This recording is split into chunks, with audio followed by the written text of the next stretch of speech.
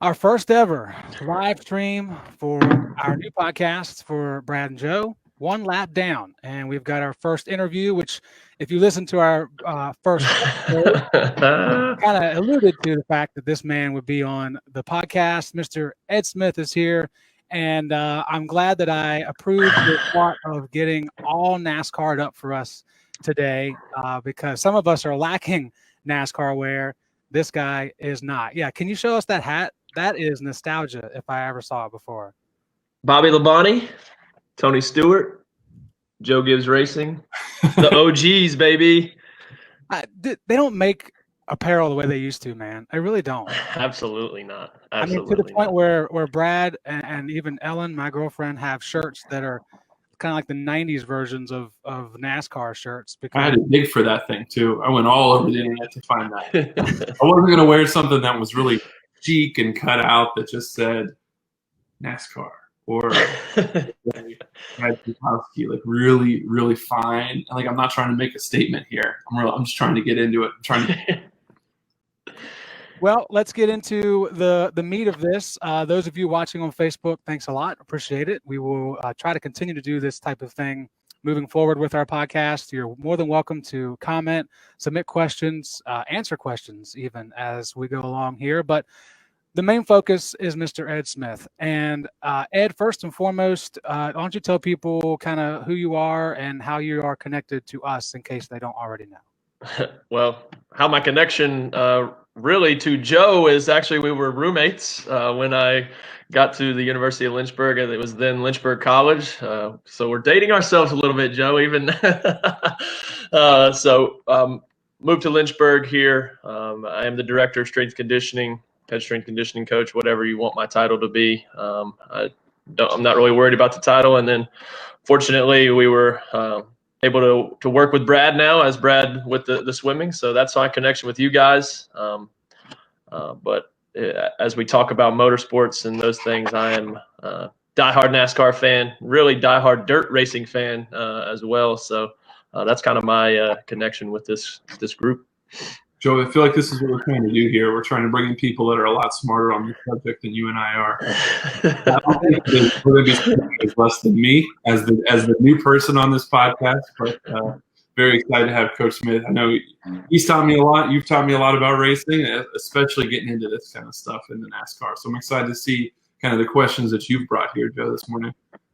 Well, the main thing I want to bring up is a conversation that Ed and I had last week, and he just mentioned the fact that we did live together for a year, and we've been around each other for 5 years, and yet I never knew this part of his story. Talking about a decision that he had to make going into college. Now, those that do know Ed know that he was a ferocious linebacker at Emory and Henry College, but your path could have gone a different way, Ed. Can you tell us about that? Yeah, so it is kind of funny. My dad was big into racing. I grew up around racing. Like I said, diehard NASCAR, all around dirt racing. Actually, in the womb, my mom used to put me on my dad's race car as he started it up and revved it up. So that was I was kind of predestined to all this racing stuff, but fell in love with it. But talking to my college decisions in high school, I was on the technical path, looking to go to be a mechanic. My dad is very mechanically inclined, and I thought that's where I was going to go. Ended up, decent football career in high school. So college started to come back on. So I had college and tech path still going through high school. And when it came down to it, I had a few, looking at a few schools for football, but it ultimately kind of came down to two schools. And it was Emory and Henry to play football, or NASCAR Technical Institute in Charlotte, North Carolina, to take the NASCAR route and try to, whether it be part of the crews or working NASCAR things. So that was kind of my route. Obviously had the opportunity to continue to go to college and play football. So ultimately I took that decision, but it definitely could have went two different routes from where I'm at right now. And I got a question on that. Yeah. I'm starting to learn all of this stuff, and I'm watching. We talk a lot about F1 because that kind of is winding down right now. But over the summer, watching all this NASCAR stuff, the difference on the pit crews of these two types of racing is tremendous. We've got you watch these humongous guys going over the pit wall in NASCAR, huge tire changes, all of that. And what I learned is a lot of them used to be D1 football players. So wasn't there a part of you that thought maybe you could do both? Yeah, I mean, originally, even back to an 07 when I graduated high school, a lot of the pit crew members were two jobs. They had a job in the shop during the week, and then they went over the wall on the weekends. So now it's pretty much dedicated training and those type of things, which is still very something that very much interests me. The training that goes into as a strength conditioning coach now, as what goes into training those athletes, because that's what they are. A lot of them, they have combines at Hendrick Motorsports. They have a combine for pit crew members and those type of things. So yeah, that was always kind of a side dream of mine to be a part of a pit crew. That would be awesome. Let me go into the visits that you made. You talked about you went to different shops, because if you're in North Carolina, especially that Charlotte area, you're a stone's throw away from a lot of them. I guess for someone who's never been to one, can you describe a little bit of what it's like? I mean, were you able to go past the gift shop and actually go into the shop area, see, as far as being able to see what it looks like on a daily basis? Yeah, we were. Just to let everybody know, when I went to NASCAR Technical Institute, just like a recruiting visit to any college, I kind of sought out, okay, what's in the area? Where should I kind of live? Where would be a good place? And this was all just kind of me doing the information. But my parents wanted to go see some shops as well. And so we went to multiple different race shops that were kind of close by. Most every one of them have a nice museum in the front of them, a nice gift shop. And then I can't remember exactly which shop, but we were able to do a walkthrough. I think it was maybe just a guided tour through the race shop. And obviously, probably today they don't do them as much. But again, back in 06, 07, they were still allowing those to happen. And take you through. You see multiple different cars lined up. This might be their intermediate car. This might be their short track car. This might be the car that they're about to prepare to go out that week to the road course or wherever they're going to be. Multiple different stages. You got the engine shop. You got, the body shop where they're hanging, now where they used to have the paint bay. Now it's just where they're doing the wraps and those type of things. And then out back of a lot of shops, they have the pit crew area where they're doing their pit practice and those type of things. So I got to see a lot of those things. And then even something I don't know that I've mentioned to either of you guys, I had a friend of mine in high school that she actually went and worked at Stewart Haas Motorsports. So I got to kind of go in there even later, probably 2011 or 2012, to go kind of see Stewart Haas when it was just starting, really. Yeah, it's definitely increased since then, I'm sure. Yeah, absolutely.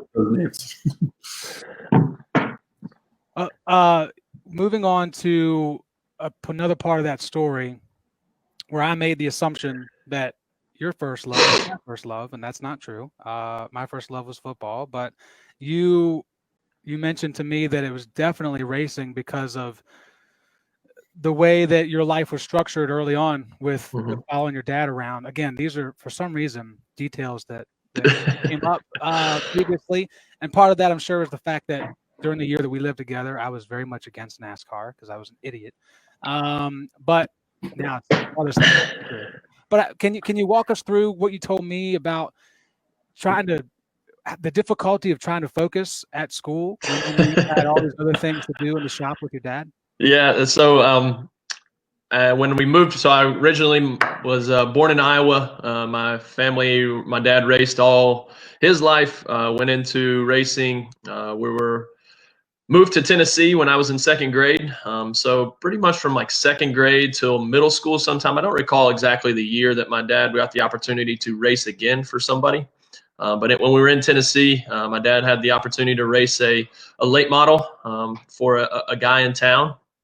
The race shop was about 40 minutes from our house. So, after school, on the weekends, whatever it may be, my dad still wanted to do the work on the car. And that was I'm sure that was part of the opportunity to drive it. He would help, do all the work. And as his son that really loved and idolized my dad, I wanted to be there almost every hour that he was there. But I was talking to Joe, I was talking to you last week, and there was definitely times where I was in school and, the teacher may be up there talking, or we may be learning a lesson, or maybe even in football practice, be catching myself wandering off on. My dad always created a worksheet or a checklist, excuse me, not a worksheet, but a checklist of things that needed to get done on the car that week so that it was preventative maintenance. And he always said, we got to get this preventative maintenance stuff done if we want to be able to run this weekend. So it was a checklist, and I just always kept thinking at school, like, man, what's next on the checklist? Is there something that I can do? Can I pack bearings? Can I do this? Can I do that? Obviously as a younger kid, I wasn't able to do it all, but I wanted to make sure that I had some of my check marks on that sheet as well. So yeah, definitely something that I cherish, those times with my father and getting the cars ready. Yeah, do you feel like a lot of that translates now kind of into your career? You say you're working as a strength and conditioning coach and kind of having all of that stuff. You grew up being conditioned to prep this. You primed the car, right? And now you're priming athletes. Yeah, I definitely. There's tons of things I learned, obviously, from my parents, both my mom and my dad. But my dad is actually a workaholic, and so I think some of that may have rubbed off onto me as well. And yes, definitely having checklists, going down, making sure A, B, C, D is all done so that when they get to their opportunity to perform, that I've done all I can do. Ultimately, the athlete has to jump in and do their thing. So yeah, I definitely think everybody learns life lessons along the way, and just depends on what your situation is. And mine just so happened to be around racing, and I'm very fortunate, love every second of it. People think it's just turn left in NASCAR, and it's far from that in my mind. So let me ask you a really relevant yet odd question. What moments in life do you have, because every fanatic of a sport will be doing regular everyday things and feel like they're, being a NASCAR driver or a pit crew person. Sometimes for me, it's driving back roads and trying to hit the turn the right way, and all those things. I told you last week about putting weights away and bending down like a tire changer. Are there those moments for you? I guess always just, as weird as it sounds, almost anytime I smell gas, I almost start to get, I think of like racing, and like, I don't know. I really are.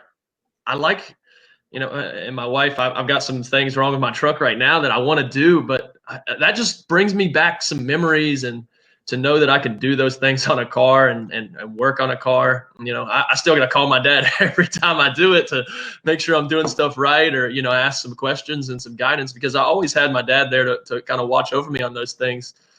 So those things kind of bring me nostalgia. Obviously, driving and getting in we get on a back road or something, just like you said, Joe, you're trying to dive it into the corner a little bit and here and there. And even sometimes Krista gets annoyed of, oh my gosh, I'm getting road sick because I'm going in and out of turns I never had the opportunity to race myself. It was and is still a wedding gift of mine that my wife has for me to go and actually drive a NASCAR. We're going to go down to Charlotte and do not just the ride along. It's actually going to be me driving. So that's something that I still look forward to and have yet to do since our wedding. Brad, you got anything to add before we move on to some of these quick hitters? Yeah, I think that, I guess maybe kind of getting us more up to speed. That's what I hear. I remember watching races like that were on TV when I was a kid, but in no way was I as into it as you guys are, nor got to experience it the way you did. And when I talk to a lot of NASCAR fans, a lot of it is nostalgia. A lot of it is kind of the glory days, or like there were better days. But I came into watching it this summer, and I love it. I love everything about what's going on now. So what is it like? What do you think the difference is between what you find nostalgic about it, and then what do you see as being one of the benefits of being a new NASCAR fan today?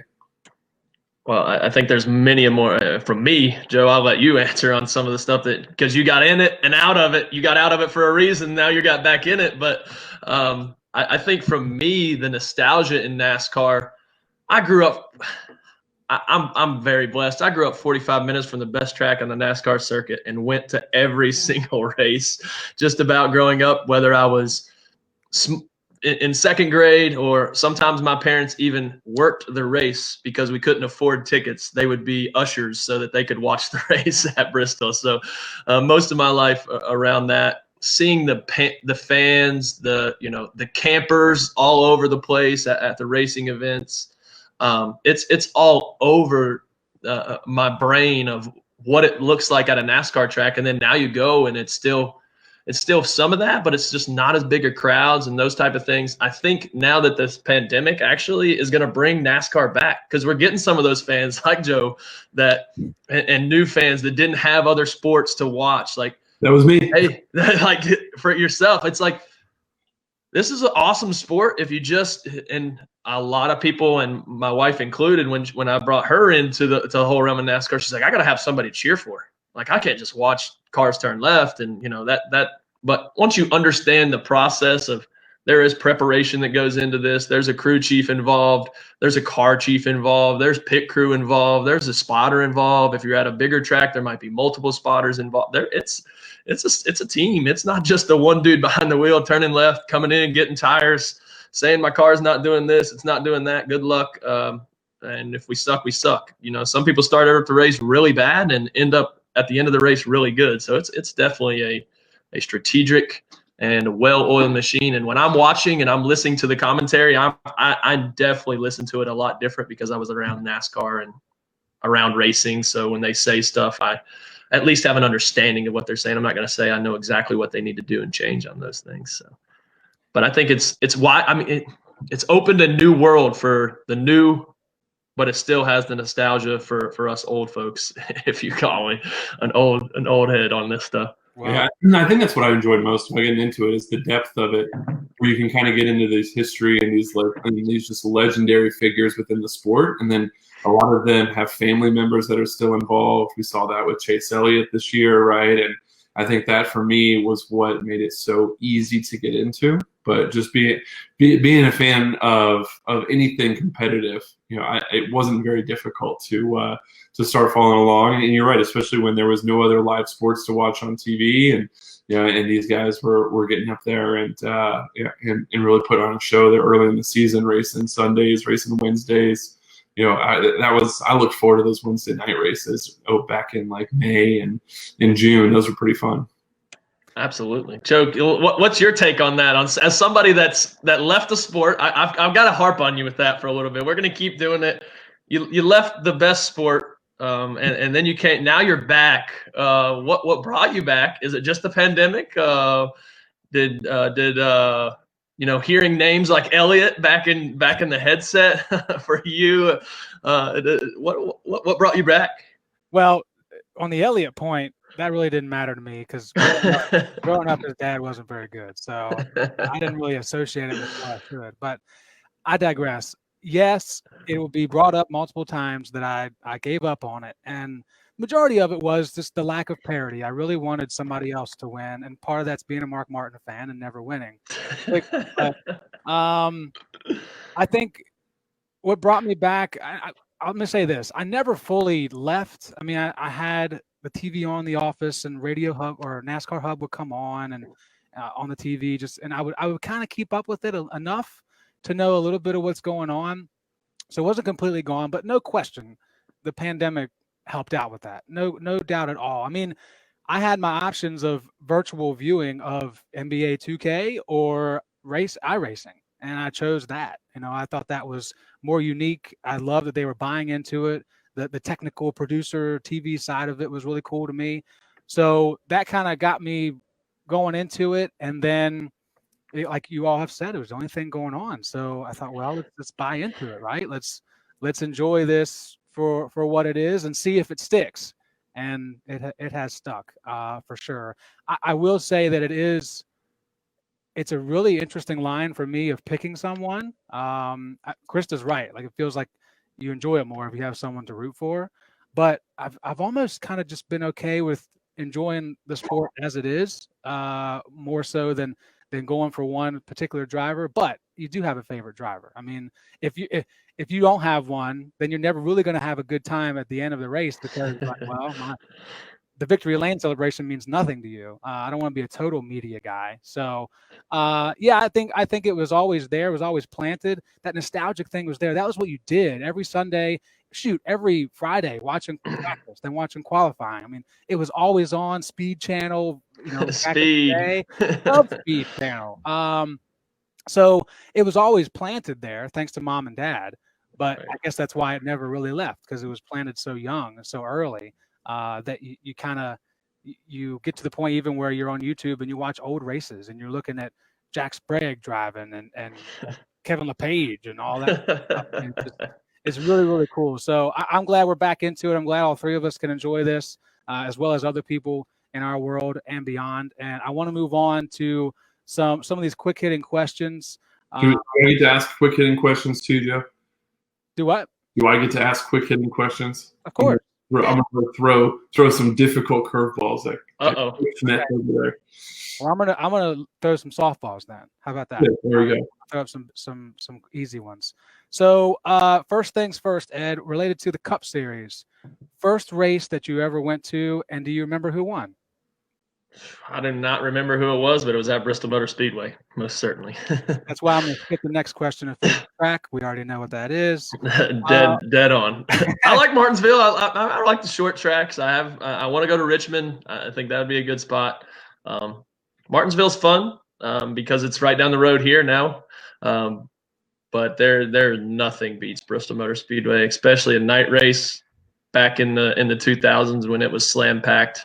And you couldn't sit. You had to sit like this next to your parents because they were on either side of you, and the people in the seats next to you. And you can bring your own. You can bring your own beverages in. And as I grew up, that got better. Long race, but it goes a lot quicker when those are being had. So that brings me to a track that you haven't been to that you would really like to go to. I know you just mentioned Richmond, but is there another one? No, I think Richmond is somewhere I definitely really want to go to. Again, I'm more of a short track. I like to be able to see it. I've been to Dover whenever we lived in Maryland. We lived about 45 minutes from there, so I went up to Dover. I enjoyed Dover, but again, anything that starts to get over a mile, I'm not for certain that I'm going to really like it because I like to be able to see it. Again, I like to be able to hear it. I like the smell. I like to be in it instead of zoom, zoom, zoom. And then you sit there and you have a conversation. We can, do whatever. And then zoom, zoom, zoom again. I mean, I'd love to go to Talladega and experience the infield and the fun that goes on there. Each track has its own atmosphere that I would like to experience. I'm not going to say that I want to go to every single track on the NASCAR circuit. But I think Richmond right now is on my list to go to next for sure. Yeah, that's what I'm pushing to get you guys to come out to Texas, where my family is, to go to Texas Motor Speedway. Yeah, I'm in on that. Been there for IndyCar, but I haven't been there for a NASCAR event. That's the one where, I know it's not that close-up action, but it's going to be the best brisket you've ever had. So I can make some there with the food and beverage choices that we get in Texas. And I think that was what was most that being the only big-time race that I've been to. You can still see everything. Yep. It's a super speedway, but especially I think it's the largest HD television in the country is their video board there. So there's no lack of entertainment. Of course, it's Texas. It's supposed to be. As long as we can have a shiner, if we can have one at least while we're there. It'll be 407 beef brisket, and your life will be content. So, all right, Joe, my turn for quick hitters, or are you going to keep going? What's the plan? I've got. If yours are going to be long-winded, I got a few quick ones. They're quick hitters. They're not going to be long-winded. Well, this has been pretty long so far. It's me, duh. You already prefaced that, duh. Oh, all right. Here we go. Well, Brad. So he asked like your favorite, your first race and who won. What was the worst race you've been to, and why was it bad? There were some races at Bristol that were actually bad races because they were trying to figure out how to restructure the pavement and do some different stuff to try to change the racing style. Cars are running up high. We were in single line. There was no wrecks. It was just like to the point, people fell asleep at the racetrack that I was there with, like dead asleep at the track. And if you've ever been it's pretty loud. Earphones, it didn't matter. I mean, I'm telling you, at Bristol Motor Speedway, you think a race is loud? Bristol Motor Speedway is loud. People fell asleep. It was no action. And that's, with the next gen car and all that stuff back with all the different car changes, it made racing kind of stagnant. And Jimmy Johnson at the time was dominating. And, at Bristol, it was probably Kyle Busch up front, and he was going to take away with it and run away. And then everybody else was just kind of there riding around. So I would say I've had some of the best races at Bristol Motor Speedway, but also because I've been to almost every race at Bristol Motor Speedway in my life, I've had some very bad races at Bristol. Yeah. All right, back to you. Okay. This is a two-parter. Really, really simple. Here you are getting on to us. Now you're going to throw two-part questions in there? It's really simple. So, currently, Ford, Chevy, or Toyota? Well, currently Chevy. Okay. Nostalgically as a kid, Ford, Chevy, Pontiac, or Dodge? Well, originally it was Pontiac because I am a Tony Stewart fan. Fair enough. All right, and the last one I've got, who would you wish was still driving today, not named Tony Stewart? I wish I would have got to see Davey Allison. We talked about this. Everybody hypes up Davey Allison as being the biggest and the best and next big thing before his passing. So I would have loved to see what Davey Allison brought to the table. Again, would there have been a Jeff Gordon with a Davey Allison? I don't know. There would have been. I just don't know. We don't know how successful he would have been. Correct. That's probably the better. Yeah. All right, Brad, you want to finish us off? Yeah, I got a couple for you. So if you ever got a chance to drive a car, whose car, what year? I would want to drive. If I was the driver, I would want to drive for Tony Stewart and probably his championship year. When he, what was the last championship? Whenever he beat Carl Edwards was. Oh God, was that? I don't know, Joe. 14. Was it 14? 14 that he beat Carl Edwards? I think so. I want that year just because he had to will. He had to will it. He was owning his own car. That would be me. There you go. And what about as a sports fan? There have been times that I have turned the TV off in disgust and walked out of the room. Is there ever a time you did that during a NASCAR race? No, I've definitely fallen asleep on the couch to a NASCAR race or something like that for sure. But never really walked out in disgust. Because you're one, and at the time, 1 versus 43 opportunities to win. Like, whereas if it's football or something like that, it's you versus the other team. If you lose, it's an automatic frustration. I think that's the consolation, right? Because we talked about favorite drivers, and I don't know why Joe doesn't have a favorite driver yet, but mine was pretty easy. I just picked the same one that had my name, and fortunately, he's pretty good. So that worked out pretty well for me. Joe's holding out. He wants Chase Briscoe. He wants to figure out if Chase Briscoe is going to be any good before he jumps on the bandwagon. For the record, I am a Ryan Blaney fan. This is not new knowledge, but I'm really struggling because I want Chase to be really good, and I want to keep rooting for him. I love Ryan Blaney, but I don't know. Kind of like Chase more at the moment. Yeah, I picked Brad Keselowski because he had my same name before I even watched any race. I had no idea if he was going to win races or not. You got lucky. You got lucky. And Joey Gase is also one of my favorites. Not winning races, but he's a personality that I really like. Follow him on Twitter. Dedicated. So there you go, Joe. You can just follow him. We're gonna get him on the podcast. We're gonna get Joey Gase on the podcast. All right. Well, I guess the last question for you, Ed, that I've got is, we talked about all of that stuff, but one of the things I've noticed about NASCAR fans is like the real dedicated fans. They've got a hood somewhere in their garage or in their man cave or wherever. Do you have one? And if not, which one do you want? I do not have a hood. I have had race tires that my dad made into end tables at our house. So we've had those at our house out of dirt tires and out of regular race tires. If I had a hood, I I would probably want to go back to a Home Depot hood, bright orange Home Depot hood, because that's nostalgia for me with Tony Stewart and the 20 car. So a big old Pontiac hood, just because it was back in 99 whenever Tony Stewart jumped on the scene.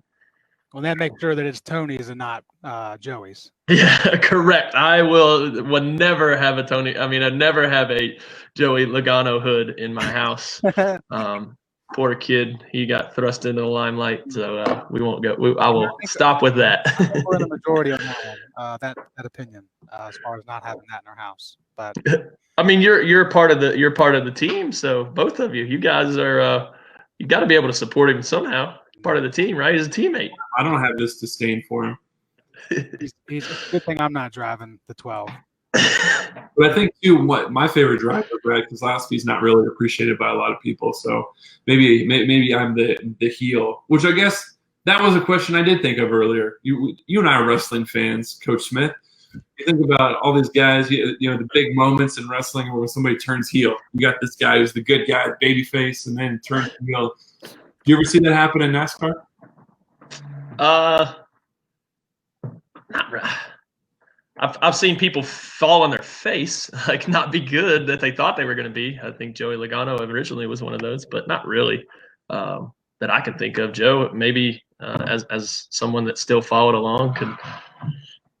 I don't know. Honestly, I can't think of an individual person that's done a complete about face. I mean, no. You've had guys that have had moments, right? I mean, I guess an about face in terms of temper would be Kurt Busch. He's not as crazy as he was 5 or 6 years ago. I mean, just listen to the radio when he was driving for Penske. It was awful. Absolutely terrible. But no, I mean, I think most of the guys in the garage today that are considered that person have pretty much always been. Yeah, if they're aggressive, they're aggressive. If they're not, they're not. Like and I think that was, you think of somebody like Martin Truex. He's keep the even keel. He's never gonna wreck you for the win. He's gonna be that guy. Yeah, he's had success doing it. he certainly has. Well, I think that's a good place to stop. We combined wrestling and NASCAR, so we officially hit the jackpot. Yes. About this, thank Joe. I'm pretty educated on this topic. I love it. Ed, thank you so much, man. Really appreciate it. This will not be the last time we have you on here as we gear up for 2021, not too long from now. Absolutely. I appreciate it. Thanks for having me on, guys. Look forward to listening. Yeah, this was fun, man. Thank you. Yep. Thanks for having me on.